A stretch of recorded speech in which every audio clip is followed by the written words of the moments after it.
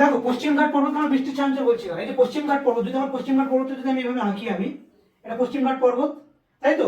তাহলে পশ্চিমঘাট পর্বতের পূর্ব ঢালটাকে আমরা বৃষ্টির ছায়াঞ্চল বলছি। কেন বলছি? কারণ দেখো এখান থেকে আমরা খুব ভালো করে জানি যে আমাদের একটা আরব সাগরীয় শাখা, কার মুর্শিদাবাদের একটা আরব সাগরীয় শাখা ঠিক এইভাবে প্রবেশ করে, তাই তো? যখন আরব সাগরীয় শাখাটা প্রবেশ করে, এখানে যদি পর্বতের যে ঢালটা পশ্চিম দিকে যে ঢালটা থাকবে সেই ঢালে আঘাত করবে, সেই ঢালটাকে আমরা বলবো কি প্রতিবাদ ঢাল।